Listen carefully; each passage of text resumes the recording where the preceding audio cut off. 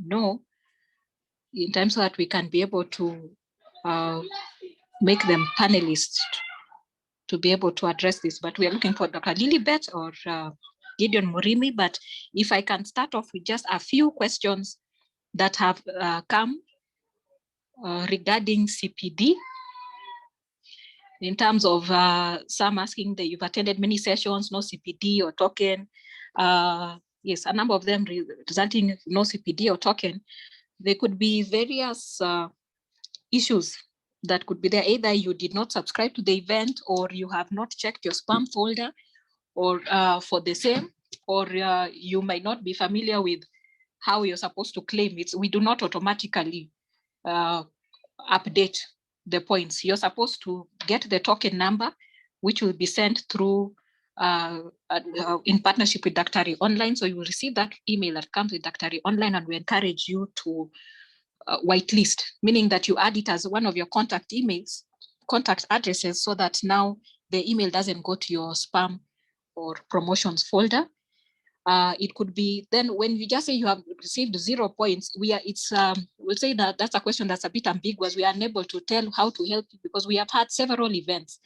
And when you just list a name and we don't know where we look for your name.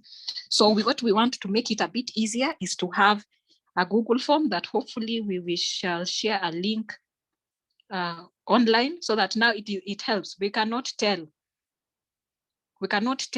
which event you're referring to.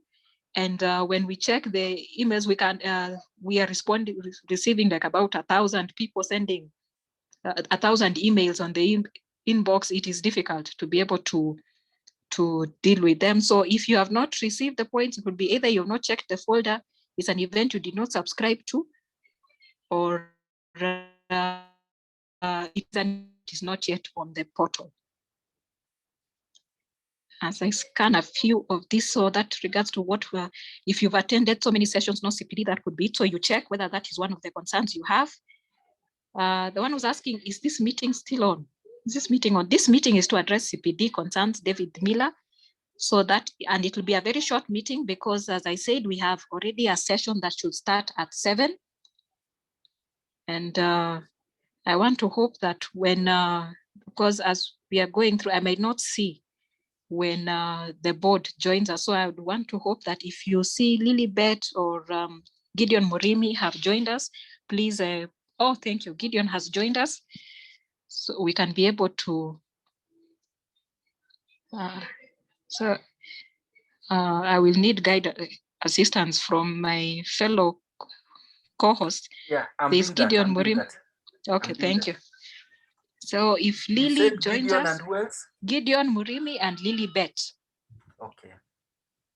Gideon Murimi and Lilibet. So that's as they join. So Gideon, I'm hoping when you join, there's one of the questions we've been having in terms of self-reporting.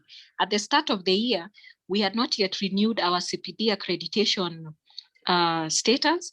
That took a while, that we managed to renew it towards the end of February. So now the board had said that, advised that for those which we had not been able to, at that point, before we had been able to update our CPD provider status, that you will be encouraged to self-report this. And what we had agreed is that we will be sending the attendance list to the board for them to verify. And all you had to do was put just some evidence, either the email, some evidence of that you had actually participated in that, and the board will be able to verify that claim when they receive the attendance list. So how often do we send this attendance list, or do we summarize this attendance list? This is done at the end of the week, or in this case, it may have to be done at the end of this week for all the events of March. As we've realized, for some of you, you have said you've received tokens and they are not working on the portal. That could be is because the tokens which have been sent after the event of 26th of February are actually the token numbers which go to the KMA, the ICPD portal, not the PPB portal. So we have discussed that with the Daktari Online, the Daktari Online team, and so now the tokens will be resent again. Okay, see here, Dr. Wanjiko, I'm not too sure. Dr. Wanjiko, is there a question you want to ask, or you want to put your Be able to unmute the Dr. Wanjiko. I've just seen.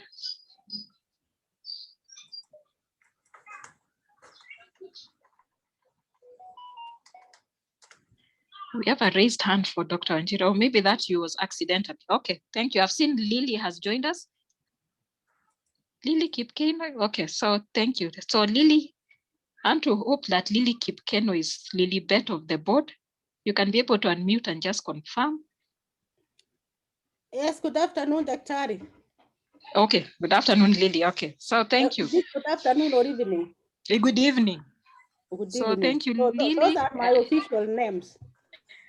Okay, and Gideon Murimi was, I think Gideon Murimi was also here because Gideon supports you with ICT with regards to some questions about the expiry of the token. And if you can tell us how long does it take before the token expires, and how should we respond to issues where tokens have expired?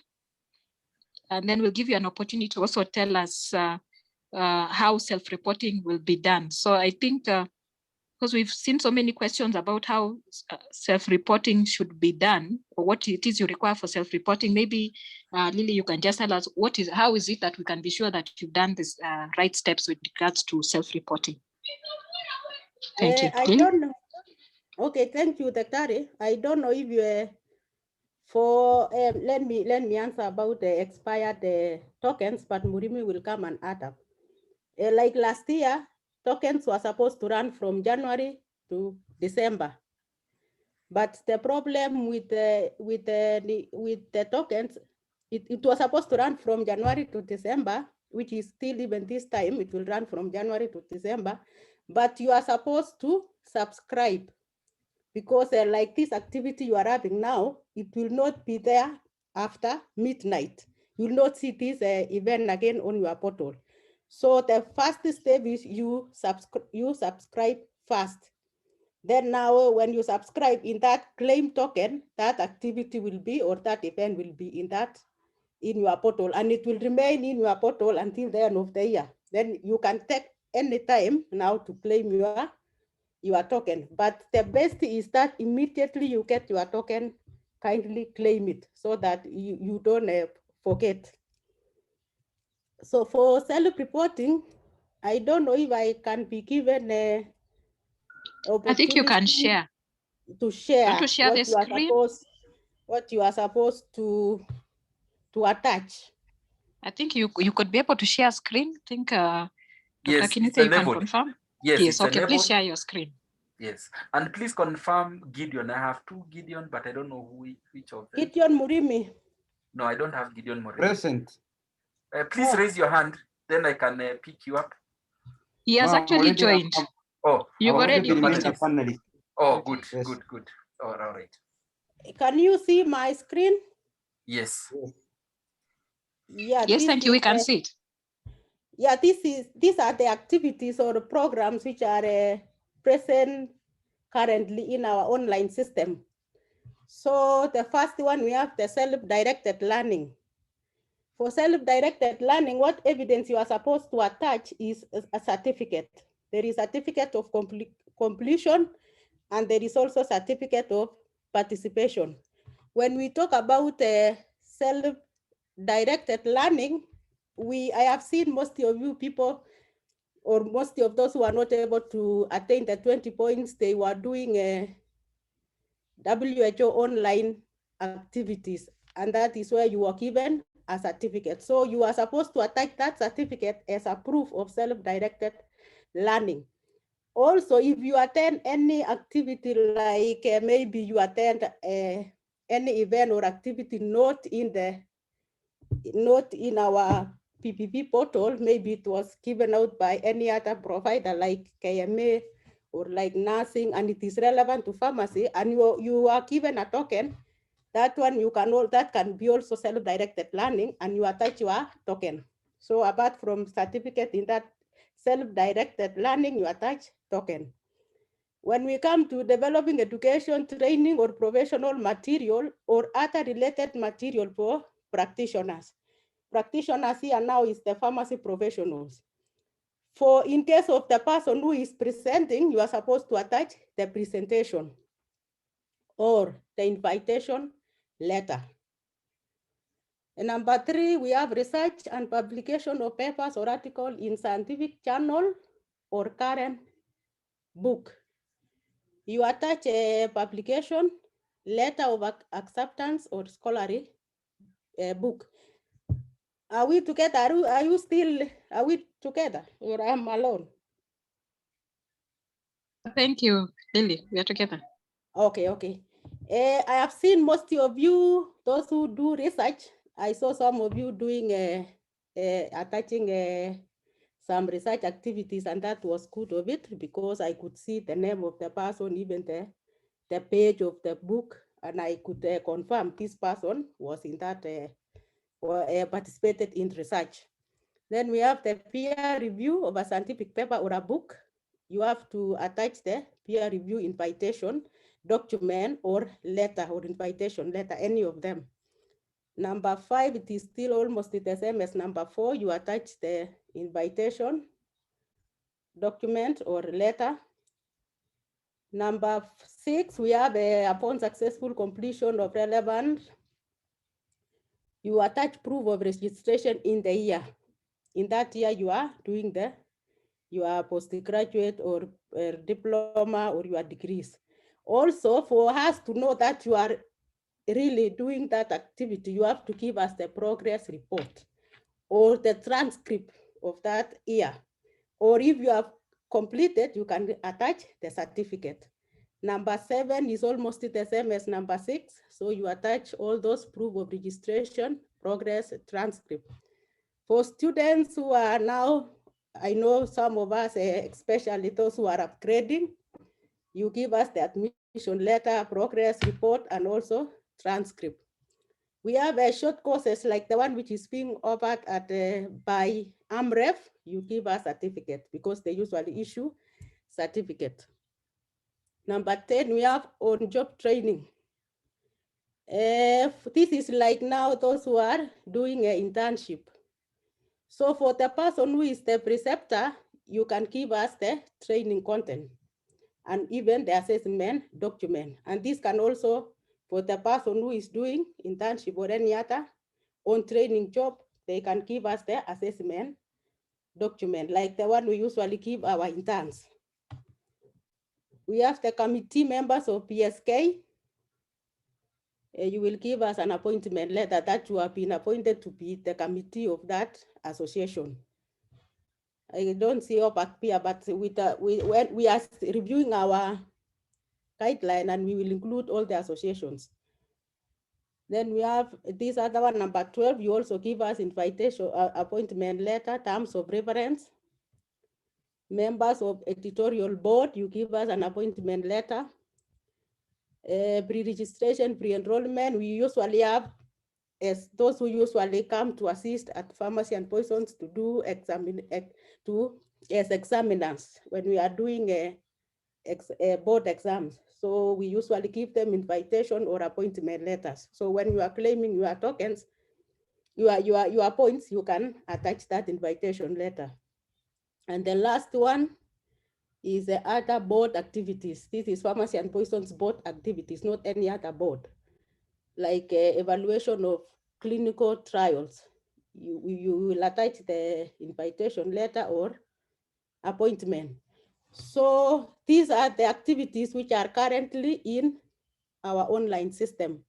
But as I said earlier, we are reviewing our guidelines, and some of these activities we have to leave it because when we were with our committee, the CPD committee, we found that some of the activities are not even, does not qualify to be CPD activities or events. So maybe we will leave some of these activities out, or we will add more activities. So this is all about self-reporting evidence. So for the last time, I had challenges because someone or some of the people will attach a screenshot. Like now, maybe the activity will start 1 hour.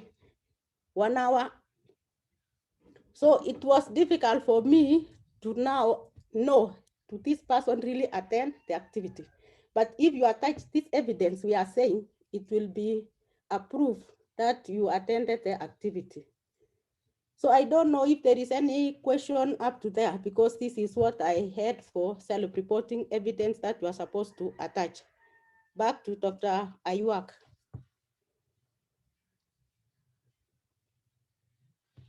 Remember, I said we are going to resend the tokens again for the events from that happened after 26th of February, because what was sent initially is what would go to the KMA portal. But I've seen some questions about when you attend events from NCK, and Lily has just mentioned that that token, I think you're supposed to convert it to PDF or save it as a PDF and attach it. I want to hope that you can be able to send that, because it comes as an email, that message. There's if Gideon can just very quickly tell us what happens in case the token expires, how can we be able to reach the board to confirm if our token has expired? Gideon?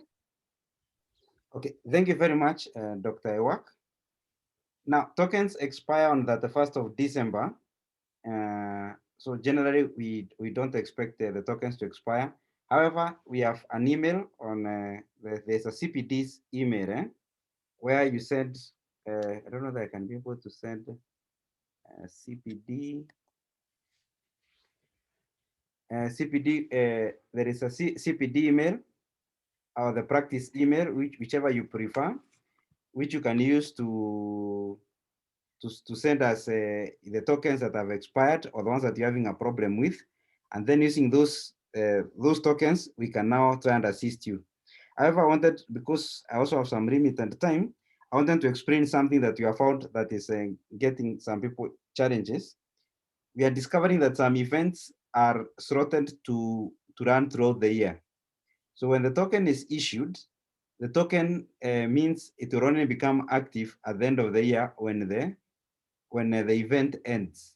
So now, if you have such a token that is taking a very long time, and people have to wait until the end of the event to happen, that token, like, let's say it's ending at the end of the year, the token will automatically expire, because on the day when your event is ending, which is the 1st of December, the token is also expiring on the same day. So what we request is that for the providers, just have events that don't go, that I've not seen for Kenyatta Hospital. I don't think we have such events. So those are the ones that I have noticed may have expiries.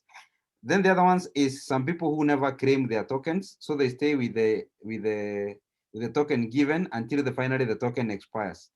Now, sometimes it's very difficult to assist some of those cases, because you find the time when the person comes to claim that the token has expired is in the following year.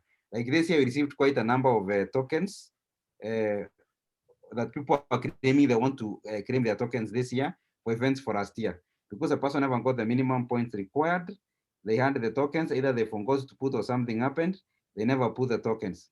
So those ones are the biggest challenges. So it's good, maybe members are reminded that once you receive your token, after the event ends, it's good just to take 1 or 2 minutes and claim your token.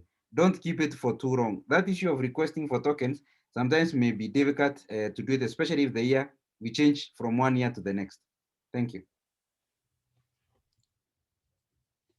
Thank you very much, Dr. Lily, Gideon, for being very brief and concise. And you'll please share with us the email that we can be able to share with those who attend our sessions in case they have any queries regarding the same.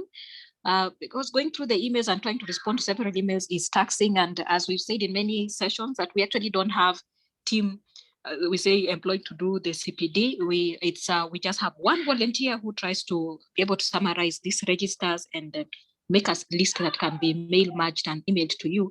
Therefore, we cannot be able to respond to the emails as easily. So what we are going to going forward is do maybe a Google form, something that becomes very clear, so that even, yes, Gideon has given his email to use in case you have a problem with your token, but we'll do a very simple Google form so that you can articulate the issue clearly. Sorry, I'm not too sure the ones who've raised their hands. Maybe you might have to email, because we need to end this session with enough time to be able to move on to the next class. But I would want to request the PPB that to allow Kenyatta, because some people are taking a while to see the events, and by the time they want to subscribe, the event is not events visible for up 2 weeks as people get used to subscribing on time. And also to note that for KNH, it is quite dynamic. Sometimes we don't know we are going to have an event until the day or a few hours of the event. And there's a two-step process to being able to create an event. We have to create what they call a program, which if I am correct, a program is now there. We have to say a program to discuss communicable diseases. Then an event will be each specific activity. Like if today we discuss pneumonia, another day we discuss another disorder. But now creating that, it takes a while because we create a program and we need to wait for the PPB team, 2 of them, to approve the program. And then we create the event. So in that case, you'll be starting to see some events appearing later, especially when we are not in control of the time that we get this. So we'll ask the indulgence of the board that some of the programs we may have to create them later. And maybe in the last 3 minutes, if they can tell us for those programs that happened before we were able to renew our status, should we be reloaded them for those who have struggled to do self-reporting, or can they proceed and still do self-reporting for those much earlier events they attended before we put them in? So very quickly in the last 2 minutes, if Lily or Gideon can give us guidance, should we reload the events that had happened before we are able to create on the portal, or should people just struggle with the self-reporting? If I can answer the question, but before I do so, let me request when you are sending out invitation, because I have seen maybe you are telling your people we are having this activity at this time. So in that activity also include, remember to subscribe on PPP portal, so that when somebody reads that invitation, he or she will remember that I'm supposed to subscribe. For that question, since Murimi has given out the email, you are supposed to maybe hear out your issues. For those who are not able to do self-reporting, you can give us your, you will still continue to do self-reporting, but we have you give us the list of those people who are not able to do the self-reporting.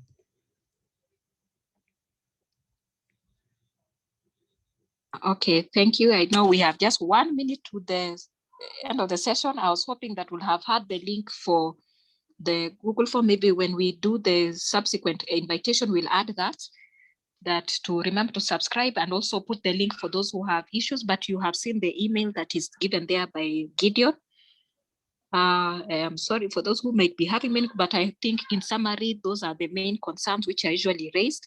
And now at least we know the which direction we can go to address the concerns.